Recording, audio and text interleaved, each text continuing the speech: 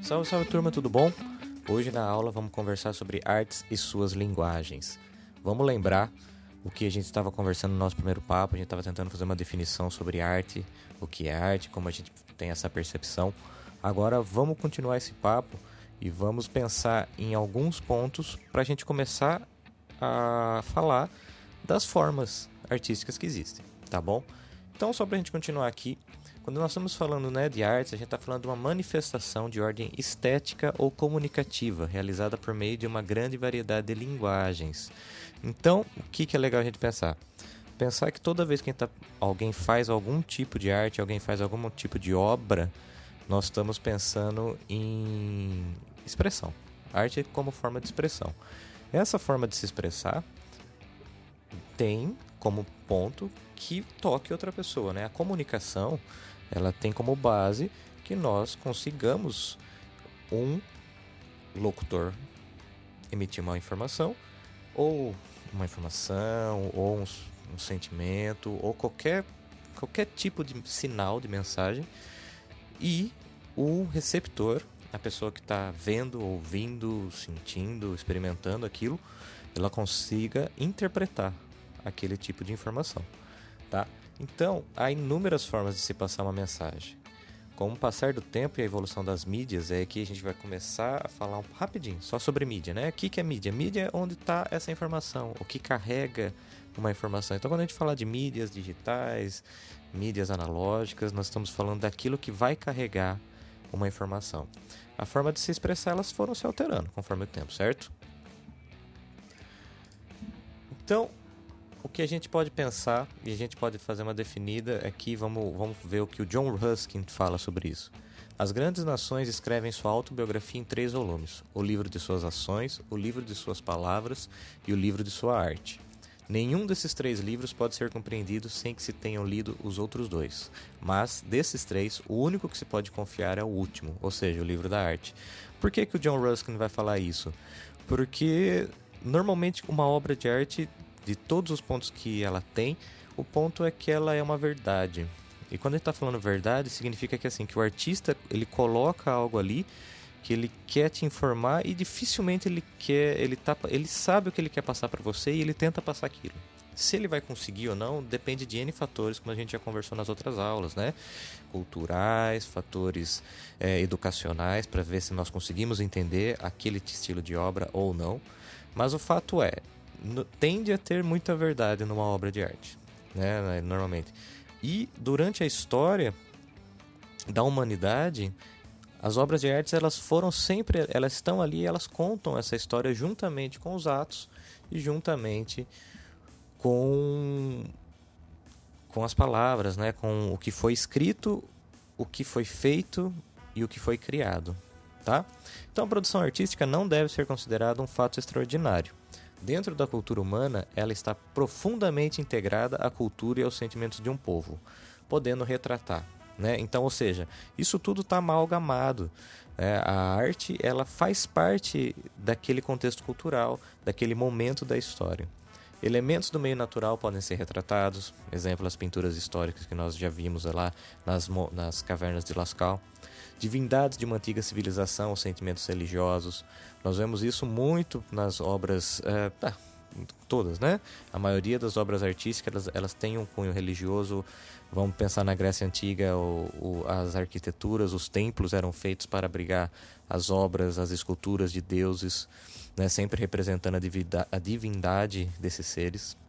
Ser um testemunho histórico retratando situações sociais, ou seja, temos muitos quadros que foram feitos para retratar um determinado momento, um determinado rei, tudo isso. E, por exemplo, pode trabalhar também, a arte não tem necessidade de simplesmente só trabalhar com isso. Ela pode trabalhar com elementos pictóricos, ela pode não querer dizer nada, ela pode querer fazer você sentir, ela pode sugerir impressões. Isso, principalmente no século XX para frente, vai ser o ponto principal dos artistas, né? Eles não querem mais reproduzir a natureza, reproduzir o belo, eles querem uma reflexão da pessoa que está ali vendo a obra de arte deles, né? Eles querem que você pense, eles querem que você... Isso, principalmente as novas obras, né? No cinema, não no cinema Nós vamos conversar sobre cinema, né, propriamente disso, na música, mas nesse ponto que tem algumas vertentes que eles querem fazer você refletir, tá? Então, uma frase aqui da Graça Proença, que ela vai falar: a arte não está isolada das demais atividades humanas. Ela está presente nos inúmeros artefatos que fazem parte do nosso dia a dia. Muitos objetos que hoje vemos nos museus, ontem faziam parte do cotidiano de um grupo de humanos. Muitas construções hoje tombadas como patrimônio histórico foram antes moradias. Nelas, famílias inteiras compartilharam momentos de alegria e de tristeza. Ou seja, foram casas, foram abrigos para cultos.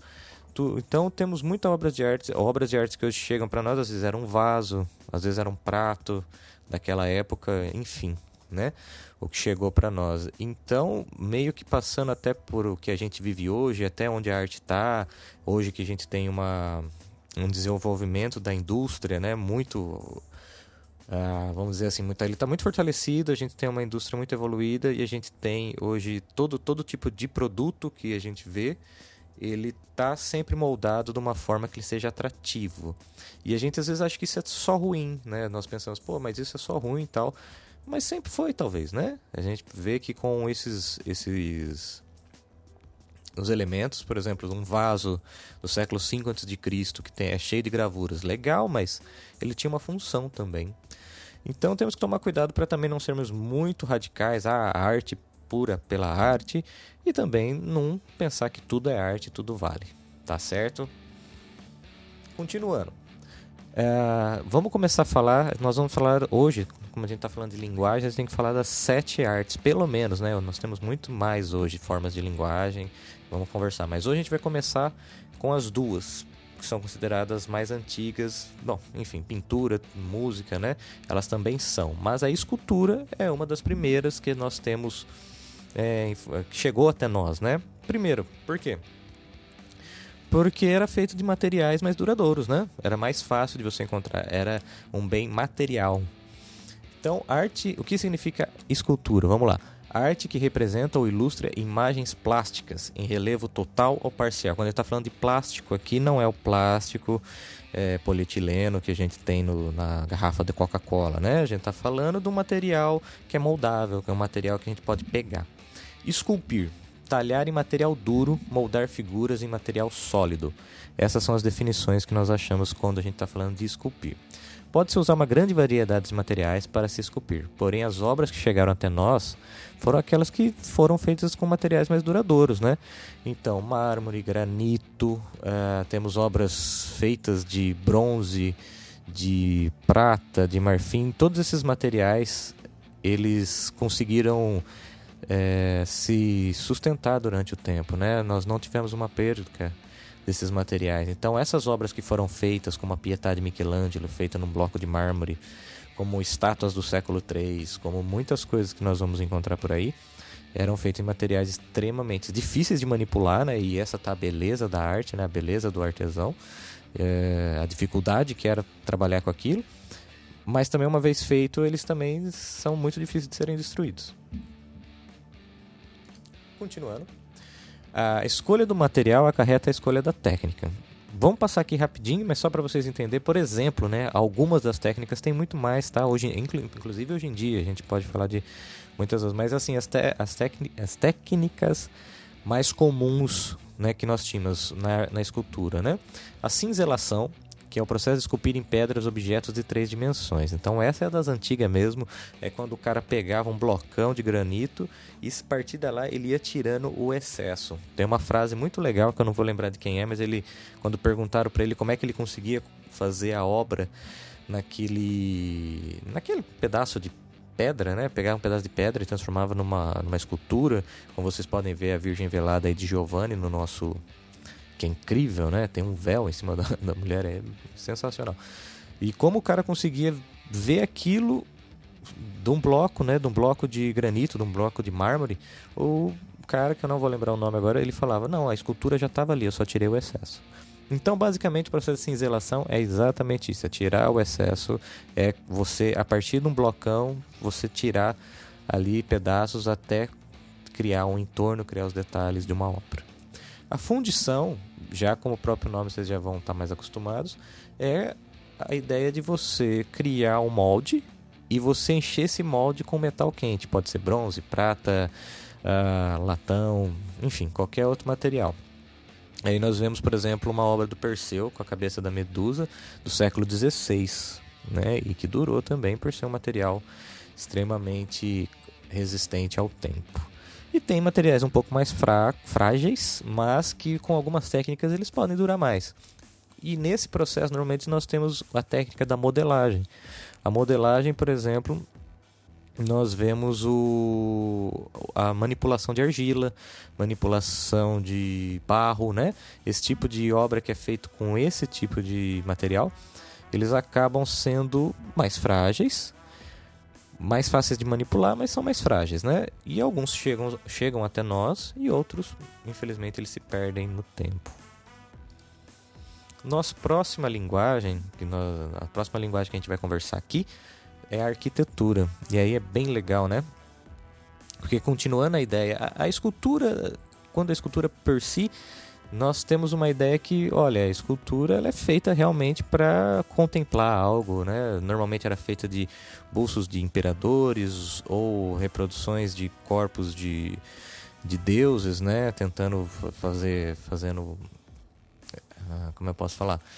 Fazendo uma homenagem, né, a deuses, a todo tipo de divindade, ou para imperadores, ou para pessoas, enfim, era uma homenagem, era para contemplar. Quando a gente fala de arquitetura, nós estamos vendo uma obra que ela está muito mais conectada com uma questão de uso, né, com uma questão de ela ser também, ela tem que ter uma utilidade muito clara, ela tem uma função, né? Então, por exemplo, a gente pode pegar aqui essa descrição que fala: refere-se a toda a construção e modelagem artificial do ambiente físico. Vitrúvio é o cara também do Homem Vitruviano, de Leonardo da Vinci. Ele, no seu livro de arquitetura, tá? Não vou falar desse jeito aqui não, que eu não sei. O equilíbrio entre a beleza, a firmeza estrutural, comodidade e função. Então aqui a gente já vê que tem que ter, tudo bem, tem que ter beleza, tudo, mas ela tem uma aplicabilidade bem clara, né? Na arquitetura é uma casa, é alguma estrutura que ela tem um porquê de existir, além de ser bonito. Então, ela trabalha dentro de um campo multidisciplinar, né? Que o pessoal vai falar que tem matemática, obviamente, você tem que fazer os cálculos estruturais daquilo, ciência de materiais e entre outros, arte, né? Obviamente, estamos falando disso aqui. Tecnologia, ciências sociais, ciência política, história, filosofia. E essas, quando nós vamos indo para áreas das humanidades, das artes, nós estamos falando em conceitos, né? Nós estamos falando em conceitos de estética, conceitos de uso e de, por exemplo, um lugar confortável, um lugar que tenha, que trate, ele represente tal coisa, ele represente tal, né? Então, quando a gente está olhando por exemplo, a gente está olhando para a arquitetura grega, que é a Academia de Atenas, ela tem uma imponência, grandes colunas, né? Com um piso direito... Pé direito bem alto, tudo isso para trazer um sentido de imponência, um sentido de local elevado, um local que você vai, que realmente é diferenciado dos outros lugares, né? Por que os templos eram gigantes, que nem a arquitetura egípcia, o templo de Horus, né? Era para trazer a grandeza, né, dos deuses deles, era para mostrar toda a adoração que tinha. Então as coisas... tem sempre um motivo, tem sempre uma beleza, tem sempre um significado, né? Em cada escolha, em cada conceito da arquitetura, em cada conceito de arte, né? Mas aqui, como a gente está falando de arquitetura, nós temos conceitos bem claros. E isso vai ser legal durante nossas aulas, vocês conseguirem ler, olhar para algo e tentar desvendar o que aquilo quer dizer para a gente, além do que os olhos estão vendo, tá? Bom...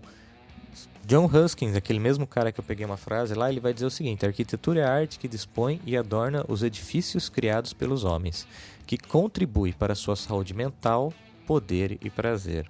Então, para o John Ruskin, esses são os elementos que podem trazer a arquitetura, né? Primeira coisa, tem que ser funcional. Depois que ele é funcional, essa obra é funcional, ela traz outros tipos de coisas. Por exemplo, saúde mental.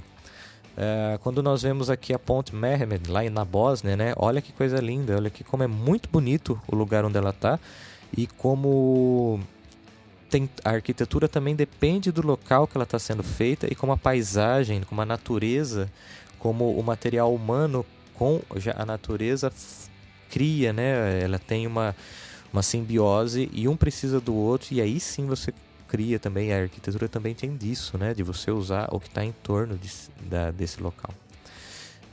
Você emprega pedra, madeira e concreto, e com esses materiais constrói casas e palácios. Isso é construção. A engenhosidade está em ação, mas de repente você toca meu coração, me faz bem. Estou feliz e eu digo, isso é lindo, isso é arquitetura. Essa frase de Le Corbusier, do século XX, eu acho que resume bem, né? Uma forma de definir aonde vai o processo arquitetônico, né, artístico, e aonde vai o processo técnico de criar alguma coisa. Então essas duas partes elas estão andando sempre juntas, né? É muito difícil dissociar, mas tem esse momento que, nossa, tá legal, funcionou, faz sentido essa estrutura e tudo mais, mas tem um momento que ela me toca e falo, caramba, que coisa bonita. Então, que nem os aquedutos de Roma, que nem o templo jainista de Dijwara, na Índia, são obras que você, além de cumprirem uma função, elas trazem uma beleza inexplicável, né? Uma beleza que parece se transcender o humano. Eu acho que é isso uma das funções da arquitetura. Certo, pessoal? Gente, para essa semana, o que eu vou querer? Vocês perceberam que eu só mostrei obras aqui dos séculos passados. Por quê? Porque no nosso trabalho eu quero que vocês escolham ou uma obra arquitetônica ou uma escultura, tá? Só que do século XX ou XXI, para a gente realmente ver as diferenças e tal, né? Para vocês também olharem isso, derem uma pesquisada. E aí vocês vão discorrer um textinho, eu sempre curto esse texto, tá? Não precisa passar de 10 linhas. Quem a fez, onde se encontra essa obra, né, em que local, o artista foi influenciado por alguma vanguarda artística, né, vocês vão ver, esse cara, ele, enfim, né, ele está dentro de um contexto, está dentro de algum momento da história, e por isso está representado na obra dele ou não, enfim, normalmente está sempre, né, mas vamos lá, vocês vão me falar. E o que o artista buscava expressar nesta obra? Pesquisem se tem alguma coisa falando. Se não acharem, me falam o que essa obra passa para você. Tá bom? Beleza, pessoal? Até a próxima. Falou!